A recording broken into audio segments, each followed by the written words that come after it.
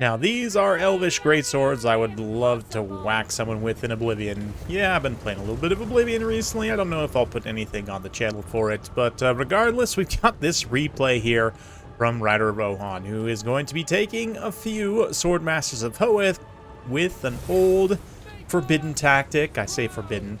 It is generally considered to be quite strong. I've made a little meme about it in the past, but Verona's Time Warp on Swordmasters, I mean, they already have such insane melee attack. You might as well give them even more melee attack to get that sweet, sweet max hit chance.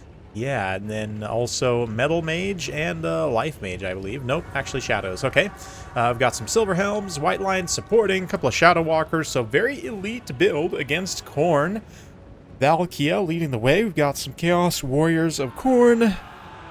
Interesting choice. I'm not a fan of Chaos Warriors at all right now, but we'll see how they do. So we've got some Wrathmongers here, some Furies of Khorne, and some Fleshhounds, including the Regiment of Renown there. Yeah, I can see these warriors getting hit and impacted. Imagine the Lions and the Swordmasters will trade just fine into them. Even that downhill charge, the low AP of the Silver Helm still does a pretty good amount of damage.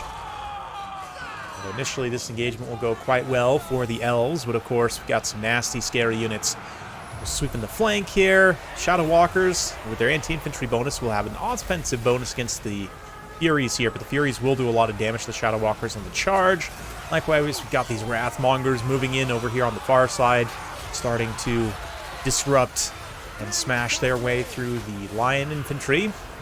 They did get Plague of Rusted, down to only 10 armor, though, so they are taking very significant amount of damage as well in that engagement.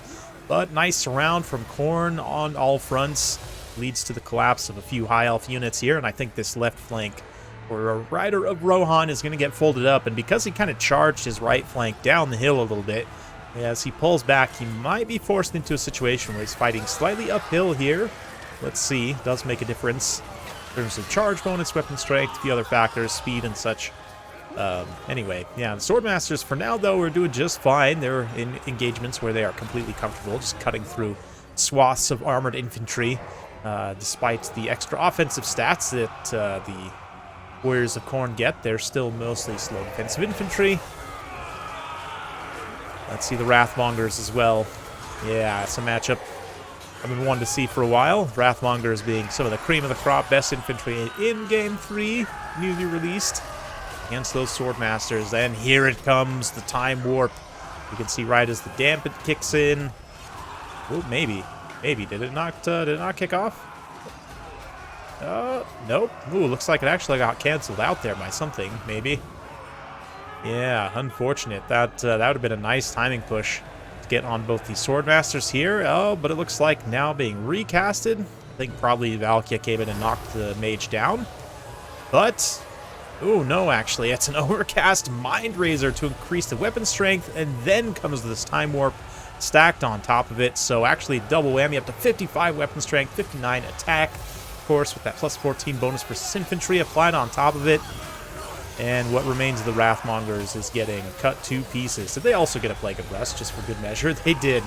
Just to stack absolutely everything on top of each other, giving them maximum damage potential and damage chance. And hasn't worked out. So far, Swordmasters are just straight up winning the fight against Khorne, which is certainly not something that's particularly easy to do.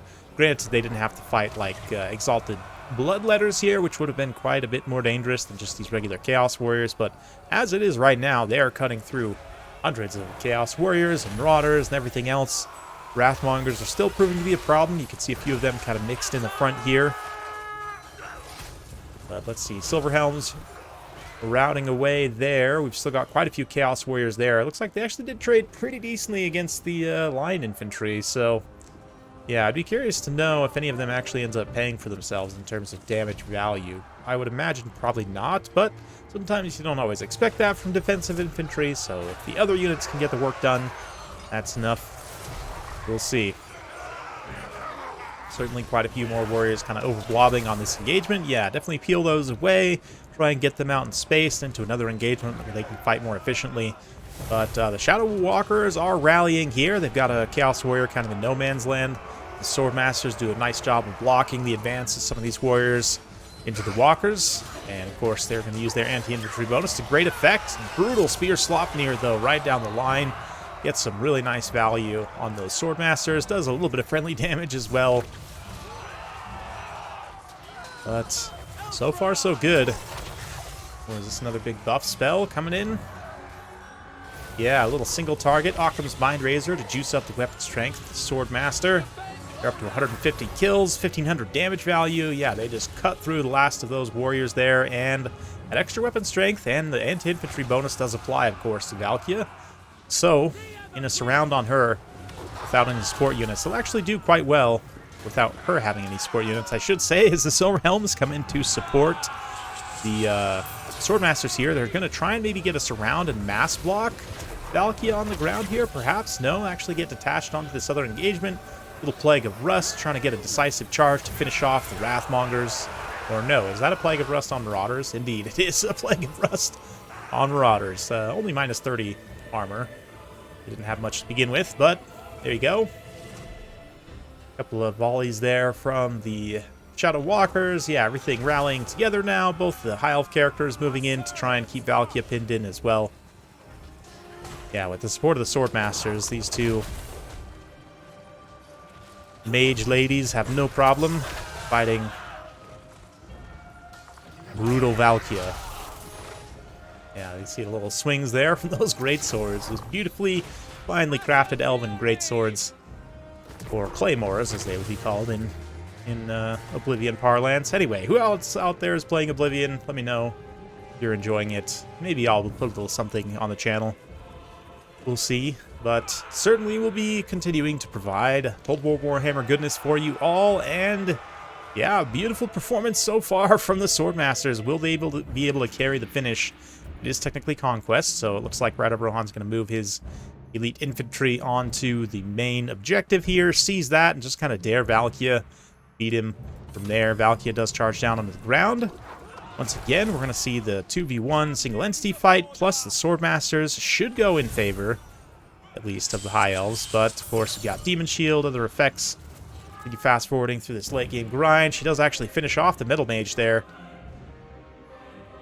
And the High Elves surprisingly take a lot of time to capture the objective, but yeah, the Shadow Walkers also have an anti-infantry bonus. They don't have the greatest AP values, but even still, they can get some damage in. And Valkia's mass is enough that she can kind of just path through them, but as soon as she stops and starts taking hits, yeah, you can see her HP dropping pretty rapidly there, and as it does, balance power will tick further and further against. Ooh, nice final hit from those Swordmasters into these Chaos Warriors, and that'll be game. So, nice performance from Swordmasters of Ryder Rohan. I know he's a big fan, and nice to see them do well here. I mean, he did dump a lot of support value, right? Like, none of these casters actually gets much damage value in and of themselves. Instead, you multiply the value out to all these Swordmasters, and it pretty much all pays for itself, right? Like, 2,500 damage value, almost 200 kills. You know, like 16 short of 200 kills, 16,000 damage dealt as well.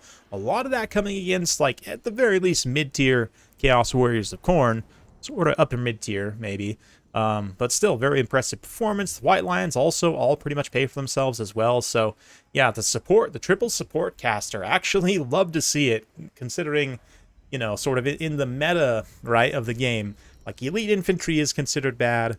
Buffs and debuff spells largely are considered bad, right? Like, most people would advise you to just take AoE damage spells, which against most factions makes a lot of sense. Khorne, you do lose some efficiency because they're spell resistance, but even still, probably the conventional wisdom says you should just do that. But I actually really like this. You play up some of the High Elf strengths, you know, and sort of add on to their great combat stats with additional buffs to really even out the fight and ensure that you can win against the best melee faction in the game, which Khorne certainly is. So, a really, really fun game, and a huge thanks to Ryder Rohan for sending that one in. Hopefully you enjoyed it as well. If you like this sort of content, be sure to like, subscribe, hit that bell notification button every time I upload a new video. You'll be notified. Thanks again. We'll see you next time.